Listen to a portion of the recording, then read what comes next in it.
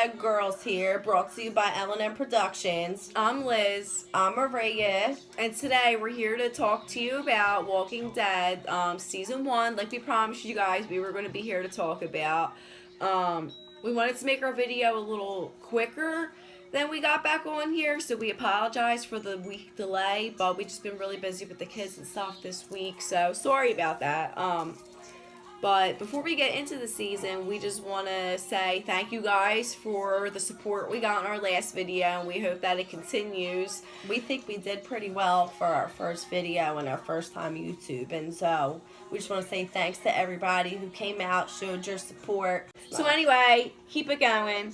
Go ahead, I'll let you start off with Season 1. Alright, Season 1, I'm pretty sure we first started out showing Rick and Shane in the car together, in the cop car, showing that they're friends, but also police partners. And, you know, Rick's kind of bitching to Shane about his home life. Not everything's perfect with his family, blah, blah, blah. Next thing you know, they get a call. They have to go pursue a car full of bad guys with guns. They shoot the first couple guys. There's a last unknown subject that nobody knew about. The guy ends up shooting Rick. Rick ends up having to be hospitalized. The gunshot wound's really bad. It's really bad. It was like a hole through his lung, stomach, rib area. So he's hospitalized and he's in a coma. We see little bits of flashbacks throughout, I believe, this season. Maybe some of it in Season 2. But we do see flashbacks that during this time, while Rick was in the coma, Shane went and got his wife to let her know, Lori. You see Lori going and she tells their son, Carl. It's very heartbreaking and upsetting. Also because Carl is such a young kid. He's what, like 6, 7? Like, he's very maybe young. Maybe like 8, 9. No, I think a little younger in the very beginning. But, anyway, you see, like, time going by while Rick's in this coma in the hospital, and it's, like, nothing's happening. Like, time kind of just stands still. And he wakes up with no electricity. All the plants are dead. That something is terribly wrong. So he decides to venture outside of his hospital room, and he's still injured. He's not all the way healed. He's, like, holding his side and shit. So, you know, he ventures outside the hospital room. He sees the lights are all out. He's going through hallways, lighting matches so he could see. We have the infamous scene where the doors are locked shut with the chain lock. It says, "Don't open, dead inside," but all the walker fingers doing like this. And then what? So Rick makes it out of the hospital. He sees all the dead people, not walkers, lined up on the outside floor, of the hospital. in There's also a lot of devastation and things that happened that he doesn't have answers for, and he wants his family. That's his mission. He's going to go find his family. So he sets off to find his family, but before he makes it home... Oh, first we see the bicycle girl walker, too. That's like the big... walker. The first walker we see, she's like half a walker. She's like trying to pulling get him while he's on the bike around, and he feels bad for the walker. He's like, "Damn, like I'm sorry this happened to you." He really doesn't want to kill her. Words. But so he don't kill her then, and he keeps it moving, and he gets to. He doesn't even know what's going on anyway. He just sees like this deformed thing on the ground. So he's like, "All right, I'm out of here. I need to find my family." That's number one. So on the way to get back to his house and find his family, he's like sitting on... No, he already did get to his house. He searches the house. He sees that things have been taken, like photo albums. They packed bags. So it wasn't like a random thief that just came and ransacked the joint. No one came in and tore it apart. Like, the family left and took their personal belongings with them. So Rick is sitting on his front step. He's absolutely devastated because his family's gone, and he has no idea where to even. He has no idea where to even start looking at. So all of a sudden, we see this young boy run up to him and hits him in the head with a shovel. So the young boy, turns out, come to find out, is Dwayne, Morgan's son. We meet these two characters, Dwayne and Morgan. So Morgan then is the father. Rick wakes up later that night. He's tied to the bed. Morgan and Dwayne tied him there because they see the patch on Rick's side. They don't know if it's a walker bite. They don't know what's wrong with him. They don't want him to turn. So, you know, they tie him up to the bed. So he But wakes up and he's then like, when they- holy shit, I'm not bit. I have a gunshot Right, wound. when they find out he's not bit, he's been injured, they let him, untie him, they treat him very nicely, they feed him, and they explain to him what's going on. We don't know exactly like how it started, but what we do know is that people are turning into zombies, and Morgan knows, don't If you get bit, you're if you screwed. get bit, you're going to go through the fever. He watched it firsthand. He watched his wife turn. His wife is out there on the street, and he can't We find see it him in him. every now and then peeking out the window. We can't find it. He can't find it in himself to put his wife down and end this misery for her. So And he it's kind of strange with the Walkers the first season or two, because this is the time where we see the Walker wife come up to the door. She's looking in the peephole. She's turning the knob. Right, And the we all know Walkers that in Walkers season today 8 don't do that. Don't do that. at So all. maybe it was just the different showrunners and they acted like nobody was going to notice. Whatever it was. But we noticed. Yeah, these She's Walkers turning were, like, more doorknobs and advanced. shit. So Whatever. anyway, Rick is like, okay, thank you, Morgan, for feeding me, taking care of me, but I gotta go. I gotta find my family. Nope. First they go to the Morgan police station. Morgan also lets Rick know that the CDC in Atlanta has a cure.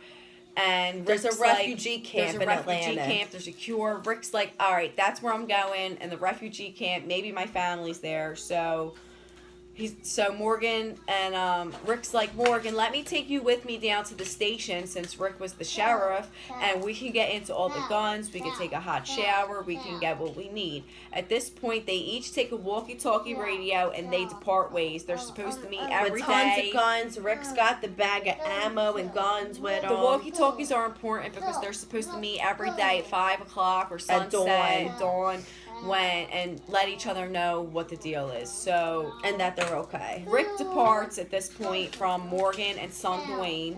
And Dwayne kind of reminds him of Carl because he's around Carl's age, right? Yeah, pretty much.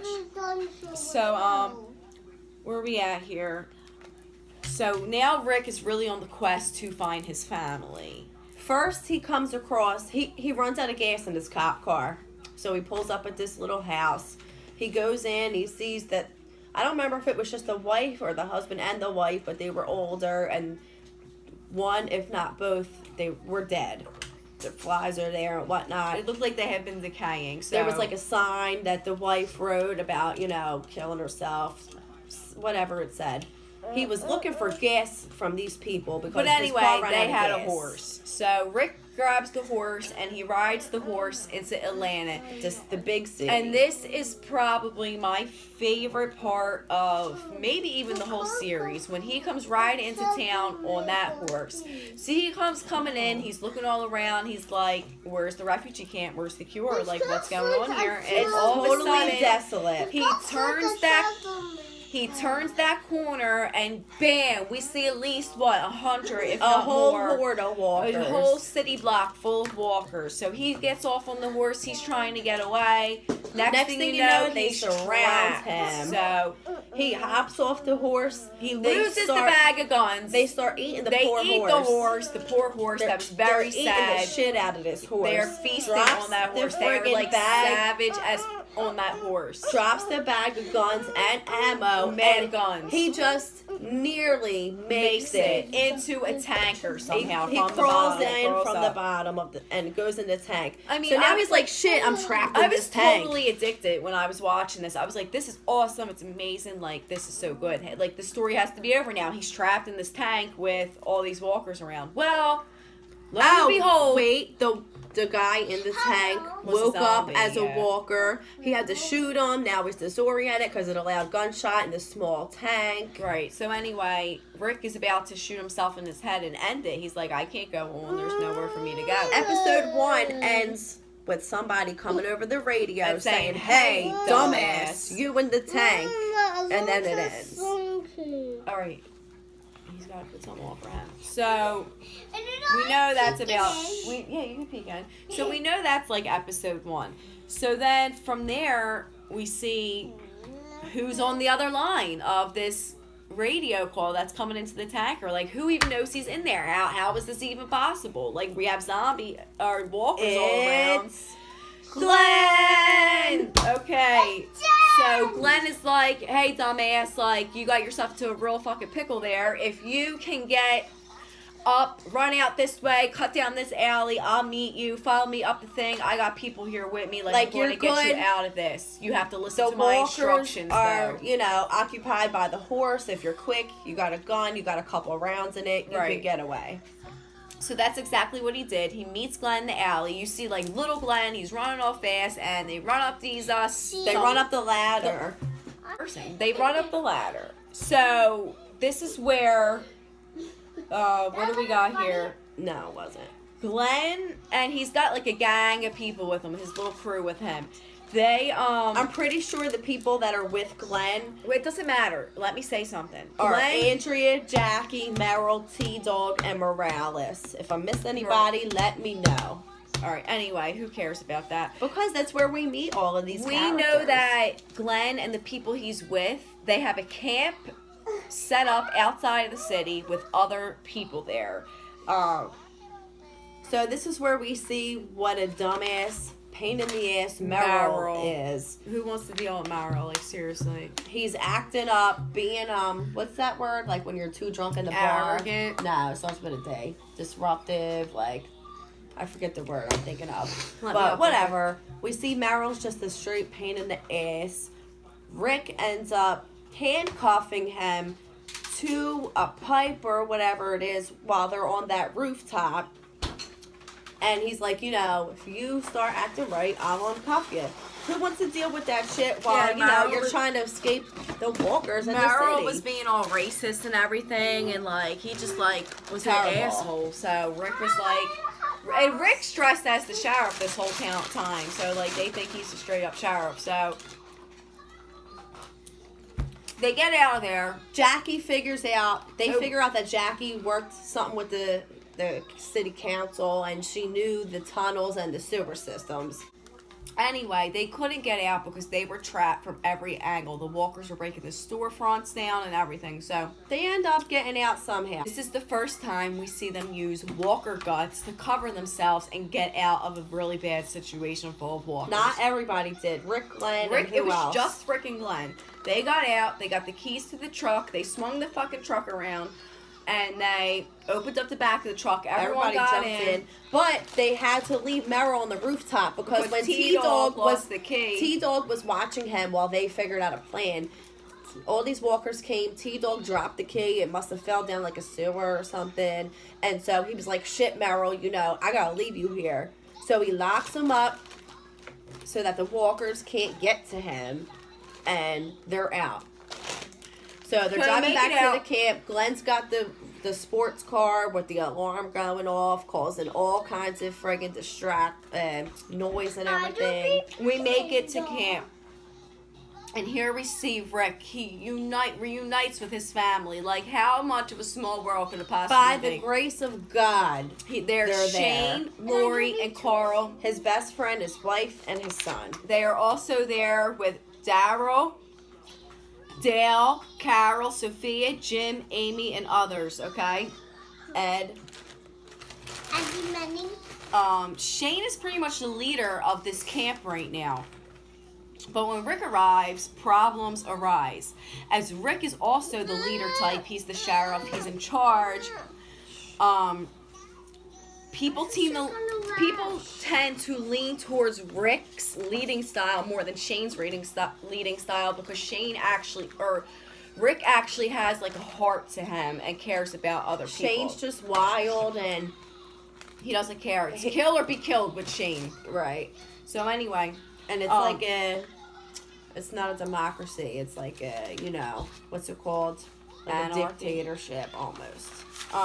So from the very beginning, we see tension arise between the two of them. And why Rick was supposedly in a coma, Shane was involved with Lori. Because they thought that since the world went to shit, Rick was probably dead in a hospital. Shane thought Rick was dead. He didn't know for sure. And he told Carl and Lori that Rick was dead. And so he thought there was no way possible that he would make it out of that hospital room alive because the military was in there killing people, not just walkers. So he's like, shit, Rick's dead. You know, like, I just have to tell them he's gone. So we find out because of that, Shane and Lori We'll have start relations. an affair.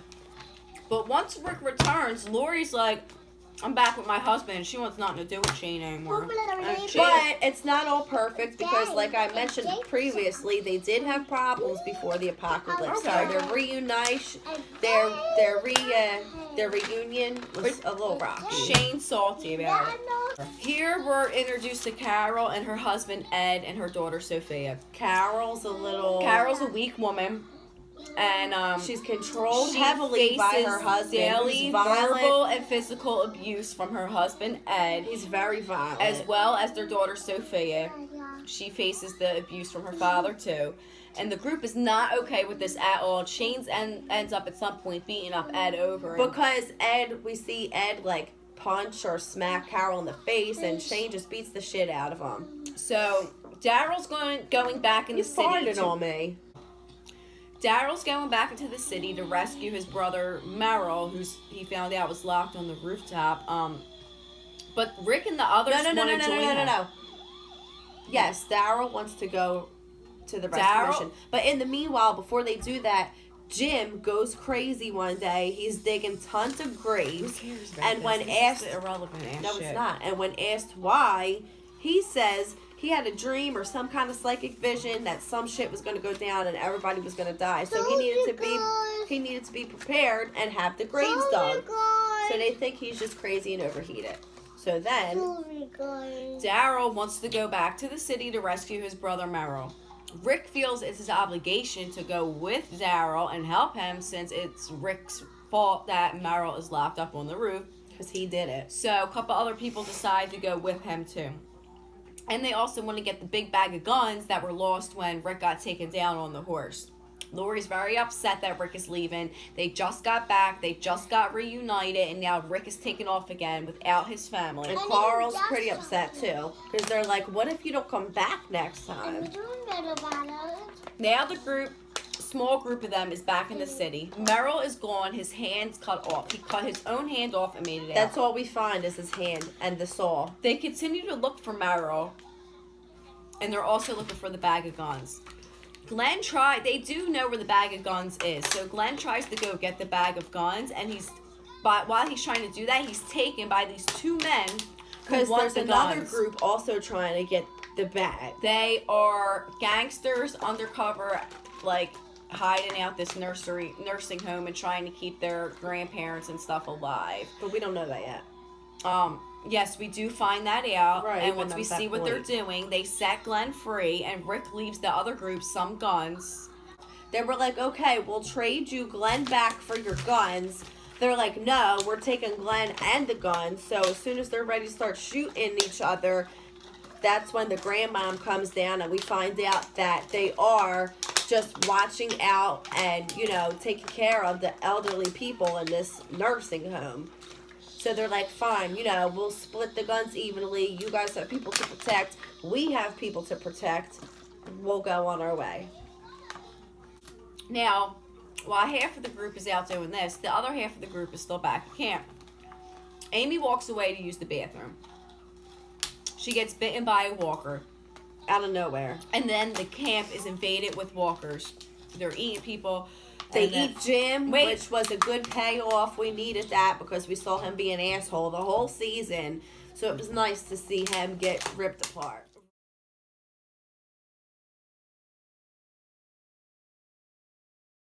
Rick, he didn't get ripped. Oh, who? Ed. Okay. Rick and the half of the group that was in the city trying to get Merrill, they come back with the guns and they start throwing the guns out to help everybody kill all the walkers, to save lives and kill walkers and save the camp. Jim has also been bitten and everyone is freaking petrified. They make it through the night. The next Everybody's blaming it on Rick and the group that went back to Atlanta because they're saying if they were there, then they could have saved them and nobody would have died from the walkers. But they went to get the guns. Like, they would have all died if they had no guns. So, they need to stop blaming Rick and them all the time for going out and getting shit done that needs to get done. So we watch Andrea cuddle her sister Amy, who was bitten by the walker. And we wait for Amy to turn into a walker. And Andrea's there. She's very emotional. And Amy returns as a walker. And Andrea, without a doubt, bang in the head. Boom, shot sister Amy. Done. We find out Jim has been bitten. The Jim lets the group know at this point. But we also find out that this is what his whole going crazy, digging all the graves was about, because too. then the next day all he these had a people sense died that this was going to happen. They had to bury all these people. So Rick is like, we need to get to the CDC to help Jim and see if we can find answers. And Shane is like, no, we're going to Fort Benning. He wants to go to this military base, and he's like, we'll be safer there. The CDC is bullshit. And so Rick and Shane have disagreements on where to go. They're kind of out in the woods one day. I don't really know what they're doing. And without Rick realizing it, you see Shane put Rick through the scope. He had him in his sights. And all of a sudden, like, Shane kind of came to his senses. He put the gun down. So it kind of shows you what kind of person Shane is. He's supposed to be Rick's best friend, but we see he's two-faced. Right. He's going to starting shoot to see Rick. it's because of his jealousy of Rick and Lori's relationship. So not just that, but his leadership he style realizes too. not to do it. He doesn't do it. And then Shane, he calms down. He's like, all right, we'll go for the CDC. The Morales family, they decide to go their separate ways. That's the end of them for now. The rest of them, they get in the RV camper thing and they head down, and a couple other cars, and they are headed down to the CDC. While they're on the way to the CDC, they watch Jim suffer from the bite. Now, this is the first time we really see somebody. He's delusional. He's got a high fever. And Jim's in so much pain. He's like, listen, guys, put me on the side of the road. Let me die. Go on without me. There's no hope. They really didn't want to do it, but they ended up doing it anyway. So they figured they're wasting their time on him. We make it to the CDC where we meet scientist Dr. Jenner. He seems great when he finally lets them in, but he is hesitant to let them in. They're banging on the doors. They finally get in. Rick sees the camera moving, so he's like, no, somebody's got to be there. I'm not giving up. Right. So he finally lets them in. He seems like a really nice guy. But There's lots of food. There's lots of wine for them to drink. He tells them when they first walk in, listen, guys, he doesn't make it as serious as it is, but he says, listen, guys, once you come in, that door is not going to open again. And they're like, okay. Right, they don't realize the severity of that comment. So anyway, he seems like a really great guy. There's lots of food. They're getting drunk. It's a great time. They're taking hot showers. So Shane gets drunk. He confesses his love that he still has for Lori. And then he attacks Lori. He sexually assaults her. She don't want nothing to do with him. She leaves a scratch on him, and that Rick later notices and figures it has something to do with Lori. But it's weird the way he's they notice. piecing it together that there was an affair with the two of them. So Shane is pissed that Lori wants nothing to do with him. It wants to be with Rick. So anyway, Dr. Jenner explains he has no contact to other CDC bases. He's the only one left. There's no one else left anywhere to contact. The French were the closest to a cure before all the communication was lost. He has no cure for this disease, and that the building's generator is running out of fuel, and once empty, the building will self-destruct into a decontamination protocol. So this is what he's letting everybody know because they see a timer going down. Also, wait.